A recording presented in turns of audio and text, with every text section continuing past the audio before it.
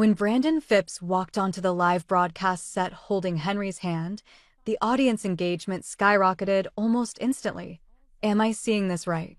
Brandon Phipps, the business mogul, showing up on a variety show. Word is, he's doing this for someone important. Has to be for that rumored mysterious wife of his. Even the Phipps family's little heir is making an appearance. I felt the tension in my palms loosen ever so slightly. I thought he'd finally come around, that he was here to support my work. Before he left the house that morning, while fastening his cufflinks, he'd said casually, "Amanda, I'll be appearing on your show tonight." I thought he was doing it for me specially since Head brought our son, reaching out to take Henry's hand, the child I'd nearly died giving birth to. I was blindsided by what came next. It was like a slap across the face, right before my eyes. The two of them walked right past me, without so much as a glance, and took their seats next to Monica, the hotshot rising star and tonight's special guest. My hand froze in midair. Stunned, I barely managed to whisper, "Henry." Henry gave me only a fleeting look, then turned his gaze toward his father. In that moment, I saw something in his young eyes, a coldness far beyond his years, and just like that, the real-time comments began pouring in, a tidal wave of malice. Amanda, the eternal supporting actress, just shamelessly hinted she's Brandon's wife. Seriously, she's clearly delusional and desperate for attention. Finally, watching Amanda get humiliated like this is so satisfying. Monica is the real deal here. Amanda's just... what even is she doing? I clenched my fists and turned to Brandon. Did he have any idea? Did he know that tonight, his actions would turn me into the laughingstock of the entire internet, just as the host was about to pass the conversation to me? The live broadcast abruptly glitched, pausing for a few minutes due to a system bug. Brandon moved to a quiet corner to take a business call. I followed him, my frustration spilling over as I confronted him. "You promised to attend the show, but you sat in Monica's guest section." Brandon ended his call and slipped one hand into his pocket, his demeanor calm and detached. "Amanda, I said I'd come to the show.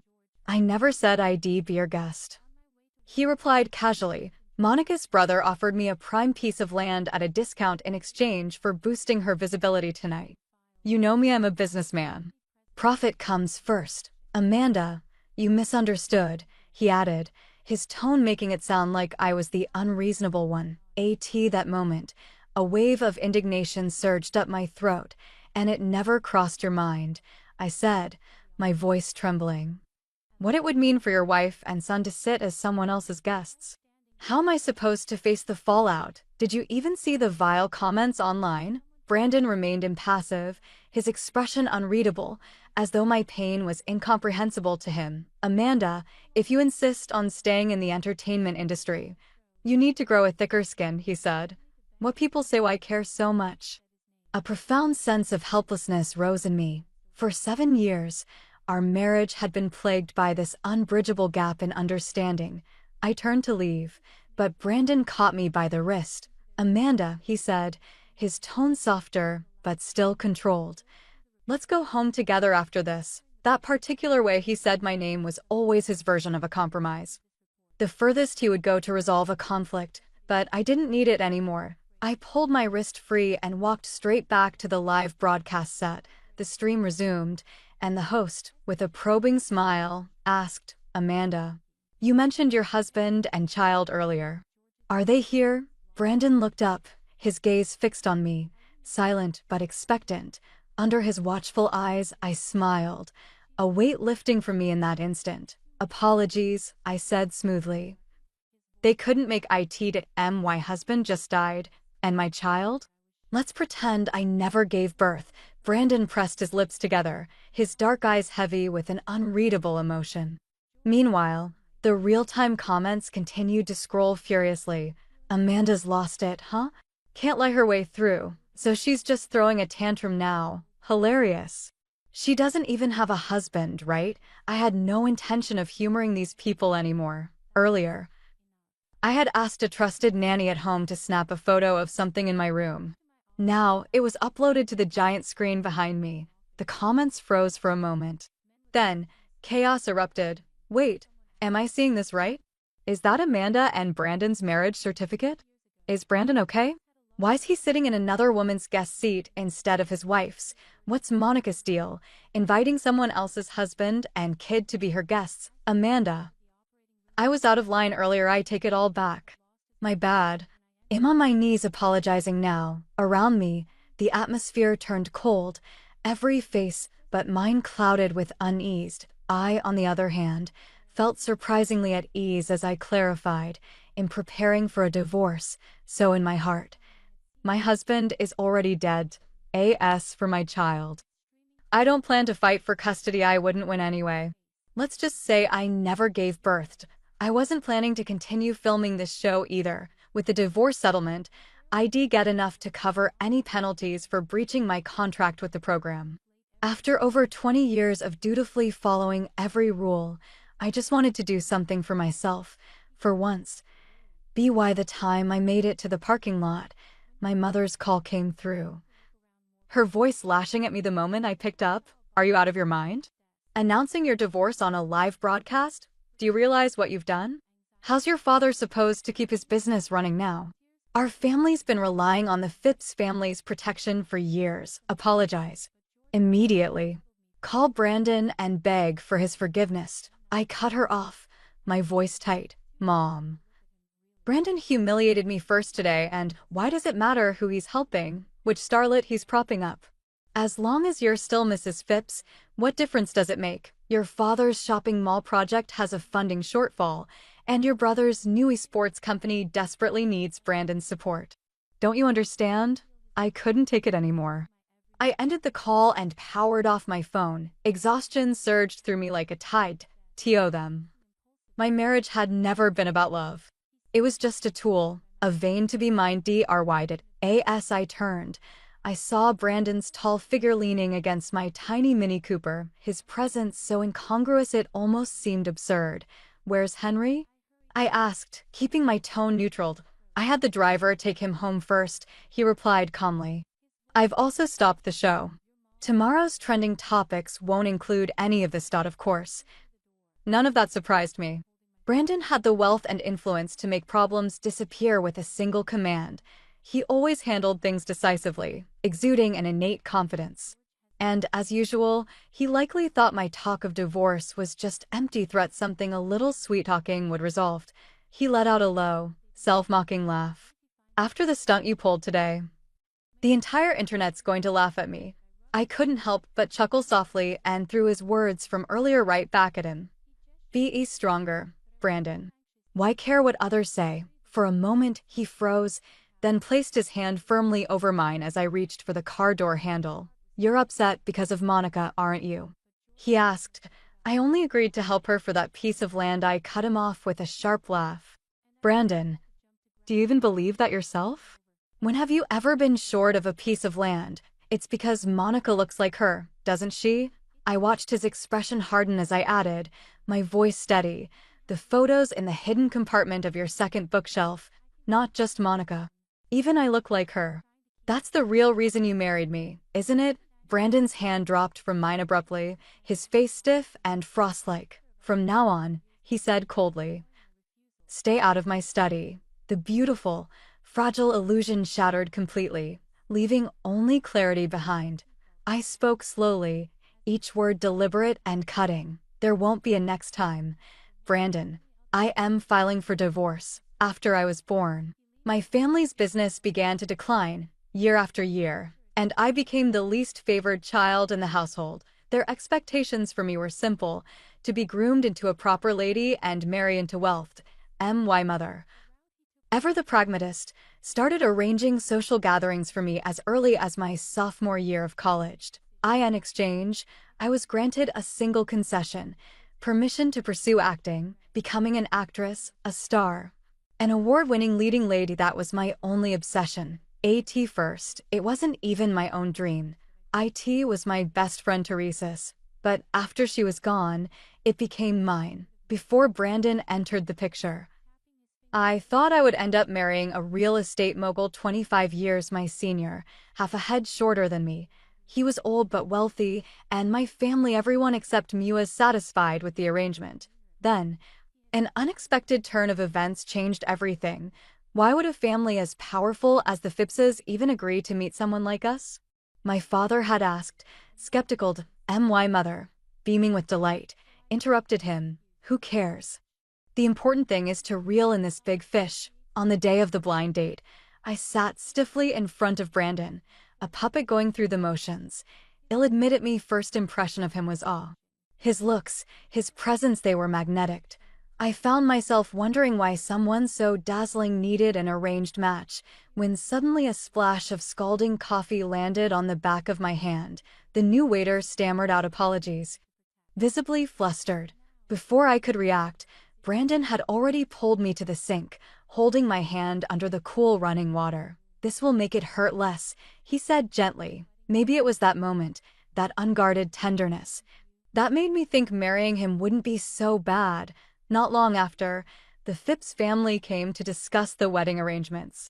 My mother was practically euphoric, as though she'd hit the jackpot. As for me, I had no objections. After all, Brandon was 100 times more attractive than that real estate mogul. In the early days of our marriage, Brandon treated me well enough. Aside from his disapproval of my acting ambitions, he was practically flawless as a husband. In our free time, he would take me to watch the sunrise from the highest peak in the city. He'd introduce me to the most authentic local cuisines, the best hidden gems. We wandered through streets and alleyways, hand in hand, like any ordinary couple. He told me he'd gone to college here, that the city held special meaning for him. It wasn't until our 7th year of marriage that I discovered the truth. He loved the city because she had been here. Like every cliched love story of the wealthy elite, Brandon had a first love. A tragic one. Theirs was a romance torn apart by meddling families, and she was gone. That blind date wasn't fate, it was Brandon's way of reclaiming some semblance of control now that had taken over the family business. The pieces finally fell into place when I accidentally opened the hidden compartment in his study's bookshelf. Inside, I found an old photograph. On the back were the words, "To my dearest Bellad." On the front was a girl who bore an uncanny resemblance to me, 0.7 parts the same. To be exact, in that moment, it all became clear. I was nothing more than a stand-in. The sunrises we watched, the meals we savored, the streets we roamed, they weren't about us. They were all hers. This wasn't the love I had believed it to be. The underground garage was eerily silent. The kind of stillness where even the smallest sound could echo. With a soft flick, Brandon lit a cigarette, the ember briefly illuminating his sharp features. "Divorce? Have you even thought about Henry?" he asked, his tone calm but heavy. I let out a soft laugh. "Did you forget? Your mother always said I wasn't fit to raise him. He's 6 years old now, but in all this time, I've barely spent 6 months with him. For years." Brandon's mother had taken complete control over Henry's upbringing, molding him as meticulously as she once did Brandon. "You were the one who chose not to be involved with him," Brandon said, looking down at me with an air of superiority. Such a simple sentence. Yet it stabbed straight into my heart. Explained countless times I never abandoned Henry. I was suffering from postpartum depression. I couldn't be near him at the time because I was afraid I might hurt him, but Brandon never cared to listen. I used to think his indifference was simply a matter of his cold nature, his singular focus on his massive empire. It made sense that had overlooked the smaller details of life. Later, I realized the truth was simpler. When there's no love, there's no effort. Over the years, I remembered every one of their birthdays. None of them ever remembered mine, except Teresa. But Teresa was gone, and no one else in the world cared. Brandon exhaled a long sigh. "Take a month to cool down. Once you've calmed down," well, I cut him off before he could finish. "There's no need. I've thought it through, even now." He believed this was just another emotional outburst. The day I packed my things and left the Phipps household, I decided to pick up Henry from school one last time, but when he saw me waiting, he hesitated, lingering outside the car for what felt like an eternity. Finally, he climbed in, his small brow furrowed in discomfort. "Mom," he said hesitantly, "don't come pick me up again. It's embarrassing when my classmates see you." "Why?" I asked, my hands gripping the steering wheel tightly. I can't explain to them that you're just an irrelevant actress, he said quietly, my heart clenched. Who told you Mommy was an irrelevant actress? In the rearview mirror, I saw his gaze drop. Grandma and Nana said so. Dad doesn't like you doing this either. We drove in silence the rest of the way home. When we pulled into the garage, I turned to him, asking softly, and you? What do you think? Henry's answer was chillingly adult-like, his tone as cold as his words. Mom, you should change jobs. You're selfish. You never think about how we feel. I closed my eyes for a brief moment, steadying myself. Henry, I said, my voice calm yet icy. Did any of you ever think about how I feel? You won't be embarrassed anymore.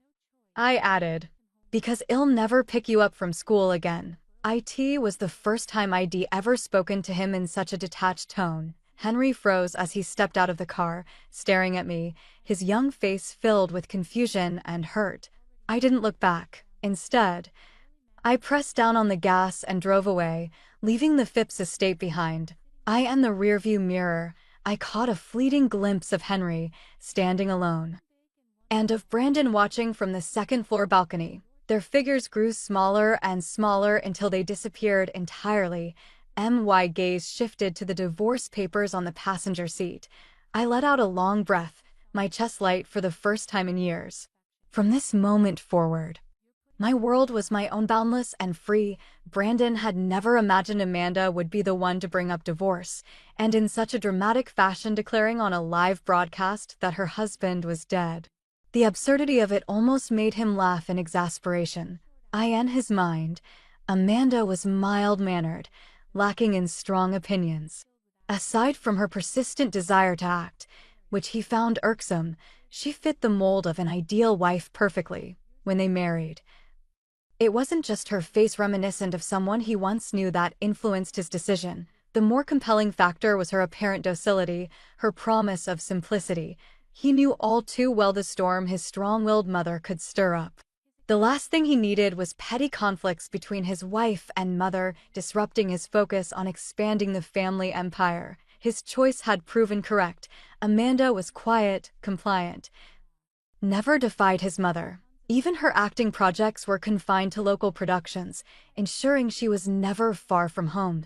And no matter how late the filming went, she would always return to the Phipps estate. Every morning when he woke, there was always a faint citrus fragrance lingering in the air. It was her signature scent, from the orange-scented body wash she always used. Sometimes he would turn over, bury his face in the curve of her neck, and tease her. You like oranges that much? She would nod and smile, replying, I do. My best friend Teresa loved them too. He didn't know who Teresa was. She mentioned the name often, but had never paid much attention. Most of the time, he was either lost in thought, strategizing for the company, or analyzing profit margins. Whatever she was saying didn't seem important. Somewhere along the way, her mentions of Teresa became less frequent, her words fewer and farther between. Eventually, she stopped trying altogether. Their conversations grew sparse, their connection even more so. 3 days after the divorce, Brandon, who had always prided himself on his composure, found himself staring at a bottle of orange-scented body wash in the bathroom. A wave of inexplicable irritation surged through him. Why is her stuff still here? He asked sharply. The housekeeper bowed her head, quickly apologizing before efficiently removing every trace of Amanda from the house. The orange body wash, the lavender bedding set, the whimsical Totoro figurine on the desk. That night, for the first time in years, Brandon couldn't sleep. The new blue bedding felt strange, unfamiliar. The air lacked the faint citrus aroma he had unconsciously grown accustomed to. By morning, dark shadows ringed his eyes. After a moment of reflection, he called for the housekeeper. Bring her things back, he ordered curtly. The housekeeper froze, panic flashing across her face. Sir, it's all been thrown away. There's no getting it back. Brandon's throat tightened, his words catching like splinters in his chest. The absence of those small, inconsequential pieces of her suddenly felt suffocating. Maybe it's true what they say, good things put a spring in your step. And isn't divorce a kind of good thing? Shortly after, I received an invitation to audition for a well-funded production. The assistant director went over the details meticulously. If selected, I'd be traveling nonstop to 3 different locations, some in remote mountain areas with tough conditions. But, he added, if it's done well, there's a real shot at awards. Hearing the possibility of winning an award, I didn't hesitate. No problem at all. I'll do it. There's nothing stopping me now. For over 20 years, I was the obedient daughter, trading my marriage for my family's business and wealth. I owe them nothing anymore. For 7 years, I was the dutiful Phipps' wife, offering my genuine affection, only to learn I was nothing more than a stand-in. An unbalanced marriage is just a gilded cage. Thankfully, I'm free now. This role required a 4-month closed training program. Including me, there were 108 candidates competing for the part. It was both an opportunity and a challenge. At dawn, when the first hints of light crept over the horizon, I was already up and jogging. The days were filled with relentless training. Equestrian skills, martial arts, etiquette, dance, horseback riding, in particular, was a central focus. I went from being terrified of getting on a horse to galloping with one hand while shooting arrows. In the process, my inner thighs were chafed raw more times than I could count. I lost track of how many times I fell and scraped my elbows. Some people, unaware of my situation, teased me. I heard you're from the Phipps family. Do rich wives really have to work this hard? I didn't flinch. I'm divorced. I'm nobody's wife. My name is Amanda. Others muttered dismissively behind my back. She's from a wealthy family. Spoiled, pampered. I bet she won't even make it past the first round. Once, I might have ignored them, swallowed the frustration, endured it silently, but not anymore. Now, I let it out when it comes. Better to vent than to bottle it up. Me health matters too, doesn't it? I walked straight up to them, and what are you guaranteeing that with? That gaping mouth of yours that leaks nonsense? Before they could respond, I turned away and mounted my horse, galloping off with a surge of determination. In that moment, their doubts felt like they were left in the dust beneath my feet. As the final round of testing approached, I treated each day as if it were two, squeezing every ounce of effort from every second. Doing what I loved was exhausting, but deeply fulfilling. On the day of the test, the sun was high and blazing. With single-minded focus, I galloped toward the target, releasing the arrow straight into the bullseye point. One perfect shot could be luck, but when I hit the center 3 times in a row, my heart finally settled.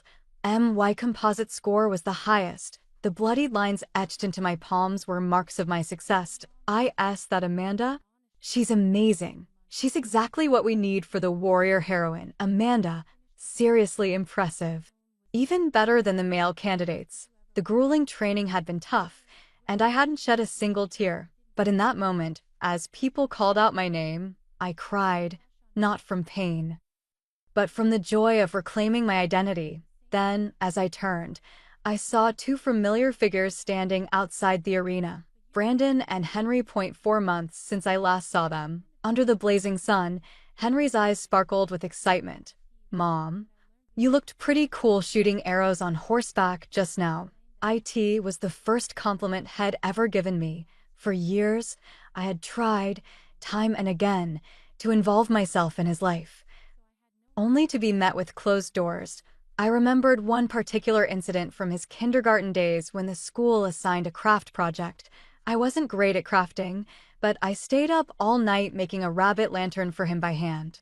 4-year-old Henry took one look at it and pouted. It's not as good as the one my grandma's craft teacher made for me, he said. Mom, it seems like you can't do anything right. The lantern's fate was to be tossed into the trash. Brandon's mother stood at the top of the stairs, watching without a word, a faintly distant smile on her lips. Don't blame Henry.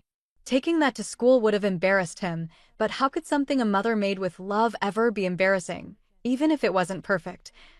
It was still a token of affection, but perhaps the Phipps family wasn't a place where love was valued. Even Bella, Brandon's so-called true love, hadn't been allowed into the family. If Brandon's mother hadn't feared that losing Bella would drive him to lifelong bachelorhood, she probably never would have agreed to let someone like Masamione she didn't respect marry into the Phipps household. I shook off the thoughts, returning to the present, and gave Henry a faint smile. I already know I'm cool. And then, despite Henry inheriting every ounce of the Phipps family's trademark coldness, he was still just a 6-year-old child, unable to keep his thoughts hidden. Grandma was wrong, he admitted. Your job isn't just wearing pretty clothes and posing. Brandon's gaze darkened. Henry. I laughed, brushing it off. Your grandma's either mean or just jealous that I'm younger and prettier. Henry hesitated, blinking at me, then lowered his voice. Mom, my birthday's next month. Will you come home for it? I shook my head with a light smile. No. An actress like me doesn't deserve to attend your birthday party, remember? Be a good boy. Henry's eyes turned red instantly, and he opened his mouth as if to argue. Brandon cut him off. Go wait in the car. Your mom and I need to talk. Henry clearly feared Brandon too much to disobey. With reluctant steps, he walked toward the car, glancing back at me repeatedly as he went. When I raised my eyes, Brandon was watching me intently, his gaze piercing. The corner of his mouth lifted slightly. Amanda, why does it feel like you've changed since the divorce? Your sharp tongue, your liveliness, it's like you're a different person. I raised an eyebrow. And who asked for your opinion? Get to the point, I said, folding my arms. I'm busy and don't have time to listen to you rambled. It was the exact line he used to throw at me during our marriage. When he didn't respond, I turned on my heel to leave, but his hand shot out, grabbing my arm tightly. Amanda, he said softly. Happy birthday. Divorced, yet now he remembered my birthday. I pried his fingers off my arm. 1 by 1.7 years, I said coolly. A belated birthday wish after 7 years. Who would find that happy? Without waiting for his response, I walked straight into the training camp's backstage area. I left Brandon standing alone in the sun, for once looking genuinely forlorn. Soon, I immersed myself in the intense schedule of the production. Some scenes required over a dozen takes, sometimes 20. Due to acting nuances, mismatched timing, or challenging dialogue, and no matter how exhausting the work was, it didn't compare to the mental fatigue of frequently encountering Brandon every evening. His car would be parked at an unmissable distance from my dormitory, and he was never empty-handed. Sometimes it was a bouquet of flowers, other times a box of desserts crafted by a Michelin-starred chef. These were things I'd never done before, things I thought I'd never even consider doing. Brandon, so proud, so aloof, had always deemed it beneath him to show affection publicly. But now, he seemed to care nothing about hiding our connection. At first, my co-stars looked on with envy. Amanda, is your ex-husband really Brandon? He's even more handsome up close. Is he trying to get back together with you? Will you two reconcile? He's just too good looking. I answered them plainly. He has a dead woman he loves deeply, and I was just a stand-in for 7 years. He didn't fall for me during our marriage. Why would he suddenly fall for me after the divorce? Do you think I'd willingly go back to being trapped in that cage? No freedom, no love, no emotional support. Just a convenient Phipps wife whose only role was to serve as a business pawn for my parents. They waved their hands dismissively, immediately rejecting the idea. After that, the admiration in their eyes for Brandon dimmed significantly. Now, when he appeared, they would mutter under their breath, "Ugh, there's that man again." One evening, Brandon stepped out of his car, his usually sharp face showing signs of fatigue. I've been dealing with insomnia during this business trip abroad, he said, walking up to me. Amanda, where did you get that orange-scented body wash you used to use? He paused, his voice low, almost hesitant. It seemed to help me sleep. I smiled faintly. I made it myself. You can't buy it anywhere. He froze for a moment, then asked, could you? No, I wouldn't. And I didn't want to do anything for him anymore. He didn't seem upset, though. Instead, he pulled a delicate pink diamond clover necklace from his pocket and held it out to me. You mentioned once that you liked clover-shaped jewelry. The necklace slipped through our fingers, falling to the ground and gathering dust. I hadn't taken it. His brow furrowed slightly. Don't you like it? I do. I just don't like it coming from you. Confusion flickered in his eyes at S.O. I made it crystal clear, enunciating each word. Brandon, a good ex should feel as though they're dead. I remembered something he once told me during our marriage. Amanda, I really don't like people saying my wife is a third-rate actress. Understand? That was the beginning of our 7 years of living under the guise of a hidden marriage. History doesn't repeat itself exactly, but it certainly rhymes. Brandon, I said, my voice steady, I really don't like people reminding me that my ex-husband is Brandon. Stop showing up. Understand, as the pink diamond necklace hit the ground. Something near Brandon's chest, a place he had rarely acknowledged, tightened and ached, especially when the necklace sank into the still waters of the artificial lake. Leaving behind nothing but ripples, Amanda would never know that he had designed the necklace himself. The pink diamond clover's center was engraved with the letters BA. It was the first time in his life he had done something like this, something he had always dismissed as childish, and now he felt like he was losing his mind. Ever since the divorce and the onset of his relentless insomnia, a dormant part of him seemed to awaken, forcing him to reevaluate his relationship with Amanda. One sleepless night, tipsy from whiskey and frustration, he called an old friend to join him for a drink. His friend swirled his wine glass, casting a curious glance in Brandon's direction. Don't tell me you realized you loved your wife only after the divorce. Brandon's hand froze midair. After a beat, he let out a dismissive laugh. Maybe it's just habit, he said. Brushing it off, the friend smirked. Then compare it. Between her and the other one. Who are you more used to? He didn't need to elaborate. Both of them knew the other one was Bella, Brandon's college sweetheart. Bella, the campus beauty. Bold, headstrong, and fiercely passionate. The kind of girl who made her feelings impossible to ignore. She had pursued Brandon with a flamboyant audacity that the entire university knew about. Young and inexperienced, Brandon had been inevitably drawn to her fiery charisma. The day they officially started dating, Bella handed him a photo of herself and teasingly demanded he write, "To my dearest Bella, Brandon," she said with a playful pout. "I want to be your favorite girl." That photo had stayed with Brandon ever since, though he hadn't consciously chosen to keep it. Years later, his father had crushed their relationship with brutal precision. "You can mess around with her all you want, but she's not marriage material," his father had said coldly. His family's standards were non-negotiable. A Phipps wife had to be from a family of equal standing. Bella, an orphan with no background, didn't qualify. His father had delivered the fatal blow with surgical cruelty. "That girl? Your uncle has already slept with her." On that day, in his sports car, Brandon broke up with her. Bella had bitten her lip, tears streaming down her face. "I didn't. I swear I didn't. I was tricked into going to an event.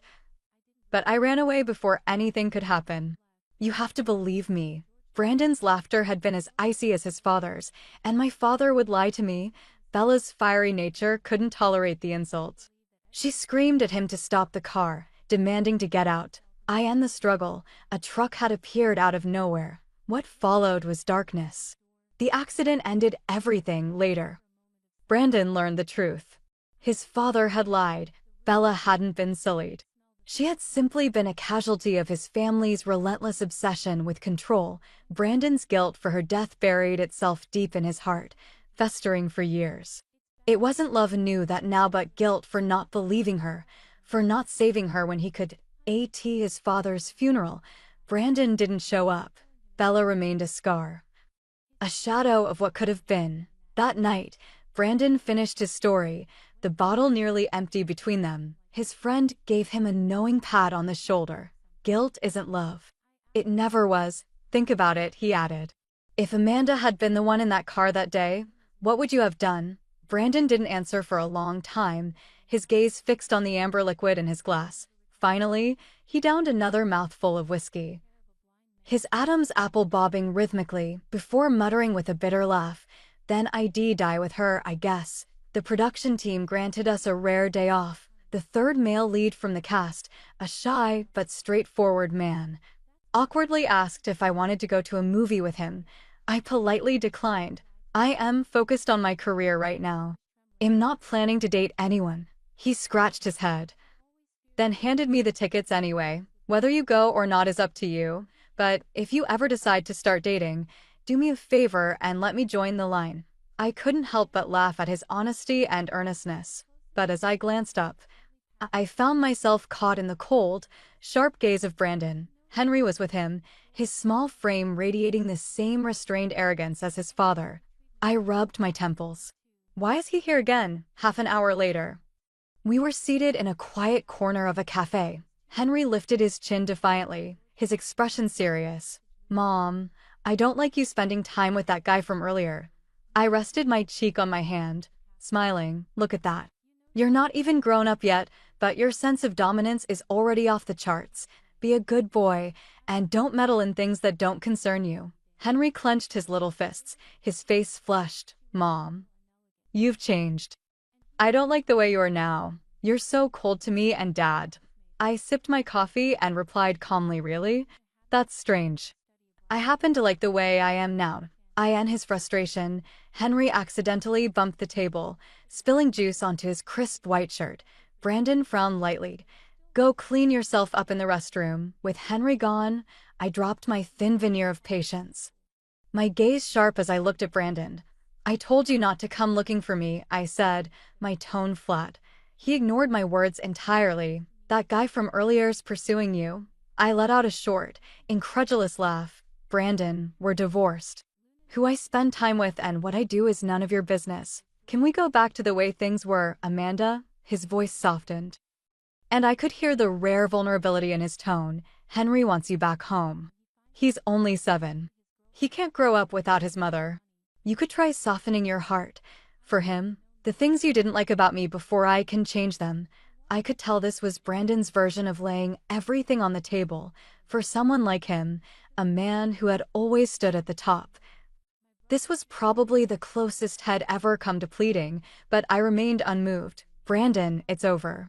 We can't go back. Your little shred of dissatisfaction has nothing to do with me anymore. For the first time, Brandon's usually composed expression faltered.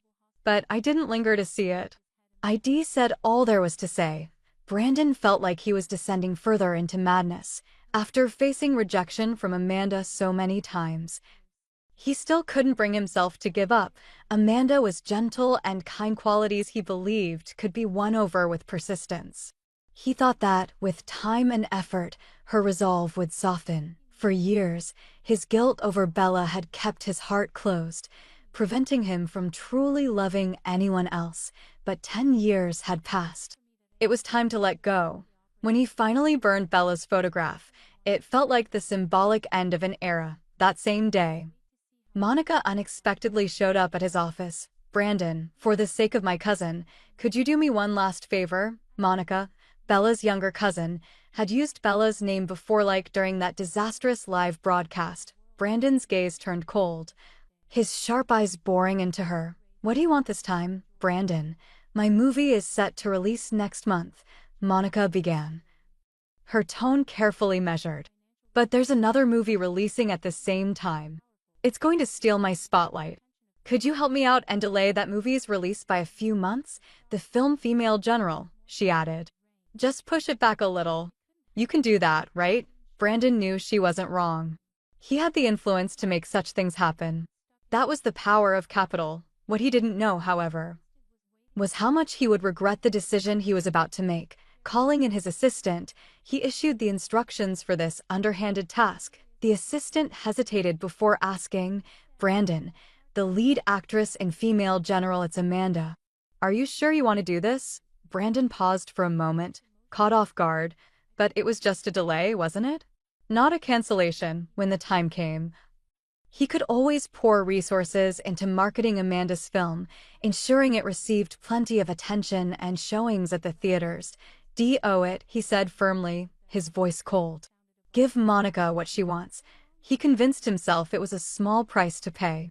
What he didn't realize was that this decision would cost him more than he ever imagined. The film wrapped up, and the production team eagerly assembled to watch the first cut. Everyone was ecstatic. The director slapped his thigh, declaring, This cast nailed it. Everyone delivered. This is going to be a hit, no question about it. Among us, the oldest cast member, 93-year-old Maggie, was the most excited. Having spent her entire career in television, this was her first movie and, inevitably, her last. "If I get to see it on the big screen," she said, her eyes bright with emotion. "I can die with no regrets." I smiled, trying to reassure her. "You won't have to wait long. Just 2 months and it'll be out." But life has a way of twisting plans into something unrecognizable. Suddenly, word came down that the film required revisions and was delayed indefinitely. Our joy was eclipsed by a heavy cloud. For Maggie, whose health was already fragile, the uncertainty weighed heavily. She grew weaker, and as she lay in a hospital bed, tears pooled in her eyes. "If only I could see the movie before I go," she whispered. I opened my mouth to offer comfort, but the words stuck in my throat, hollow and meaningless. She passed away before the film ever saw the light of day. I sat outside the funeral home for what felt like hours, staring up at the dark clouds that seemed to mirror my mood, and as I sat there, I thought of Teresa. My best friend Teresa had been skeletal and bald by the end of her battle with illness. Her family and I had tried to shield her from the full truth, but she had known. Lifting a frail hand, she joked bitterly. "Actresses are supposed to be beautiful. Look at me now. Do you think I can still make it?" Choking back tears, I said, "You'll get better. You'll win awards and become a superstar, and I'll be clapping for you in the audience." But Teresa had gripped my hand tightly, her eyes serious. "When I'm gone, promise me something. Don't go walking along the edges of rooftops anymore, okay? Life always has hope, Amanda. Don't give up on this world or yourself because of your mother or anyone else. If you jump, it's over. You'll have nothing left." She had known everything. "Live for me, Amanda. And if you love acting too, fulfill this dream for me, won't you? Promise me, Amanda. You're someone who keeps her word." That was Teresa, always cunning. She hadn't wanted me to fall back into despair after she was gone, knowing she wouldn't be there to pull me back from the brink anymore. And so I lived. Her dream became mine, and I carried it forward. But Maggie's regret echoed Teresa's in an aching way. As a child, I had been powerless to save Teresa from her fate, and now, as an adult, I had failed to fulfill Maggie's last wish. A deep sense of helplessness welled up in me. Then the director pulled me aside and revealed a truth I hadn't expected. The film was delayed because of Brandon's influence, he revealed. Rage flared in my chest, hot and blinding. If he hadn't meddled, Maggie's wish could have been fulfilled, and I could have stood a real chance of winning an award. Completing the dream Teresa entrusted to me. For the first time since the divorce, I sought Brandon out. The look of surprise and faint hope in his eyes when he saw me made my anger burn hotter. Without hesitation, I slapped him with all the strength I could muster, the impact stinging my palm and leaving it trembling. His face darkened instantly. "Amanda, that's too much," he said, his voice low and controlled. "You can't just take advantage of the fact that I care about you to act so recklessly." I let out a bitter laugh, sharp and biting. "This is how you care about me? By suppressing the film I poured my soul into just to appease Monica? You crushed someone's lifelong wish just for your own selfish guilt." "She's Bella's cousin," he replied, his voice wavering. I wanted to ease my guilt over Bella." I laughed again, harsher this time. His relationship with Bella was no secret to me. I had pieced it together during our marriage from whispers and fragments of conversation. Though I never knew her, I had felt sorrow for the tragic end of a young life over a love that couldn't be. "Brandon," I said, my voice cold and cutting, "if you were so devoted to Bella, you should have died with her that day. Don't drag other people into your guilt." Brandon's hands trembled slightly, his carefully maintained composure cracking. His Adam's apple bobbed as he swallowed hard, his voice hoarse. "Amanda, I just want to start over with you. Maybe you won't believe me, but I've realized I do love you." Standing at the door, the light from the hallway casting shadows around me, I laughed softly, mocking. "Bitter. But Brandon," I said, each word deliberate, "I've already started to hate you." The moment I said I hated him, I saw something in him break. Brandon knew, in that instant, that there was no going back. He didn't have the courage to face me again after that. For months, Brandon became a shadow of himself, keeping track of my life through whispers on the internet. His insomnia worsened, and the doctor told him it was a psychosomatic issue. Heart sickness needs a cure for the heart, the doctor had said. But Brandon knew he had no cure. 5 months later, the premiere of Female General finally came. Its stunning production and powerful performances led to both critical acclaim and box office success. When I stood on stage, holding the award for Best Actress, Brandon and Henry were in the audience. "Dad," Henry whispered, his small voice filled with awe. "Mom looks so beautiful, like she's glowing, and so amazing," he added. "She made her dream come true." Brandon nodded, his gaze fixed on me, tears silently gathering in his eyes. "Your mom is incredible," he murmured. "She's always been resilient." Then, almost to himself, he sighed softly. "It's me who lost her." He couldn't help but think back to that day on the street, years ago. He had taken a phone call, and when he turned around, Amanda was gone. Just as panic set in, she reappeared, bouncing into his arms with a playful grin, holding 2 ice creams. "Eat it," Shed said, her eyes sparkling. "It's sweet. Don't worry, I won't disappear. It'll stick with you." Now, as he turned around, Amanda was standing in the radiant spotlight, basking in her moment of triumph. But between them lay a chasm vast and uncrossable. After the awards ceremony, Brandon instructed his butler to take Henry home. He drove alone, speeding along the city's ring highway, hoping to dispel the suffocating heaviness in his chest. The car radio was tuned to a station that happened to be reporting on Amanda's recent triumph. "Amanda, rumors say you're considering a new relationship. Is that true?" Her voice came through clear and confident. "Life goes on. If I meet the right person, why not give it a try?" The host showered her with congratulations, and Brandon's foot pressed harder on the gas. The speedometer climbed rapidly, the hum of the engine growing louder. Unbeknownst to him, danger loomed ahead. A section of the overpass had collapsed. Had he slowed down, had he hit the brakes in time, he might have had a chance. But he did nothing. In that moment, an inexplicable force within him surrendered. Amanda's words echoed in his mind. "When Bella died, you should have died with her." Had had so much and cherished none of it. The guilt over Bella's death had driven him to use Amanda as a crutch for atonement, and now that Head lost Amanda, what could possibly fill that void? As the car hurtled off the broken bridge, flipping down the hillside, one final thought crossed his mind. "Amanda, if I die, will you miss me the way you miss Teresa?" But he already knew the answer. She wouldn't, because he didn't deserve it. When the host announced my name, I felt a sharp ringing in my ears. The director and my fellow cast members laughed, nudging me toward the stage.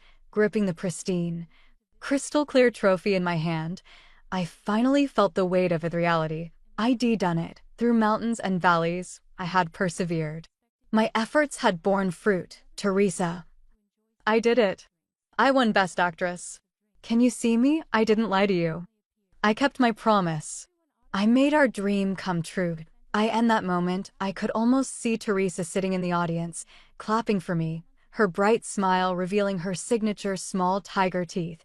Tears filled my eyes, spilling over. In my youth, I had desperately sought fairness in my parents' love, yearning for them to treat me as they did my brother.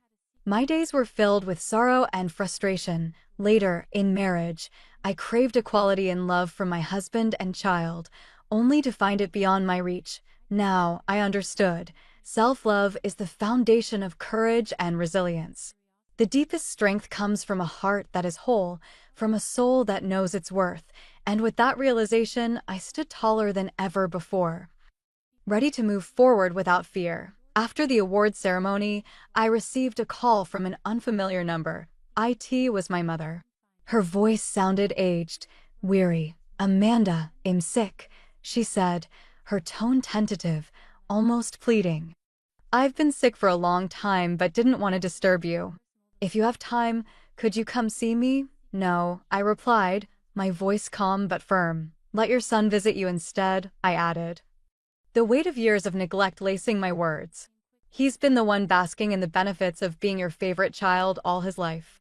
It's time he fulfilled his obligations. Without waiting for her response, I ended the call and blocked the number, cutting ties with a family that functioned like a parasitic drain. A family devoid of love was, I believed, the right choice. I thought I'd finally get a good night's sleep after winning the award, but early the next morning my phone buzzed, waking me from a rare slumber. It was my assistant. Brandon drove off a mountain last night. The crash was fatal. The family confirmed his death. For a moment I was stunned, the news landing like a stone in a still pond. The Phipps family is looking for you. My assistant continued. They probably want to invite you to the funeral. Decline, I said after a beat. There's no rule that says a former wife has to attend her ex-husband's funeral. I hadn't wanted to see him when he was alive. Now that he was gone, there was even less reason to. He was just a chapter in my life, one that had already been written and shelved. Eventually, even the memory of him would fade, dissolving into the dust of time. The morning sun was warm, its rays spilling into my room. I pulled back the curtains and was greeted by an unexpected sight. The garden outside was in full bloom. The petals, layered and vibrant, danced in the light, while the leaves stretched wide, lush and alive. The scene was brimming with vitality, a stark contrast to the weight of the morning's news, and I realized, with a sense of quiet fulfillment, that my life, too, had finally begun to blossom.